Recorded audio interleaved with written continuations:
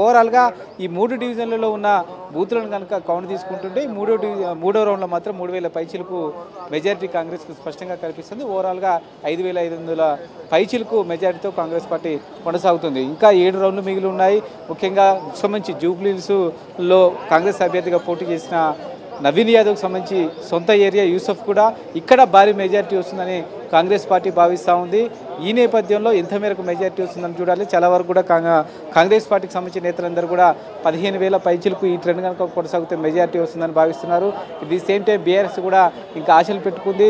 ఎర్రగడ్డ కానీ ఇతర ప్రాంతాలకు సంబంధించి శ్రీనగర్ కానీ ఈ ఏరియాల్లో తమకు ఓటు బ్యాంక్ ఇంకా ఉంది. ఖచ్చితంగా నెక్స్ట్ రౌండ్లలో తమకు మెజారిటీ వచ్చే అవకాశం ఉన్నట్టుగా చెప్తా ఉన్నారు. చివరికి నెక్ అయినా మేమే విన్నమవుతామనే ఒక ధీమాని ఇంకా బీఆర్ఎస్ పార్టీ వ్యక్తం చేస్తూ ఉంది.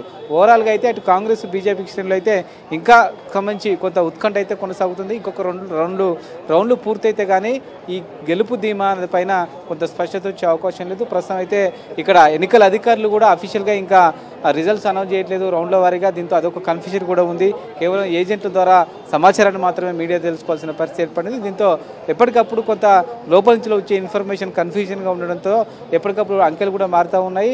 జిహెచ్ఎంసీ అధికారులు కూడా అధికారికంగా ప్రకటించకపోవడంతో కొంత కన్ఫ్యూజన్ అయితే నెలకొని ఉంది. 4వ రౌండ్కు సంబంధించిన కౌంటింగ్ కూడా కొనసాగుతుంది. ఇంకొక 10-15 నిమిషాల్లో ఆ రౌండ్ సంబంధించిన రిజల్ట్స్ కూడా వచ్చే అవకాశం ఉంది. హరి.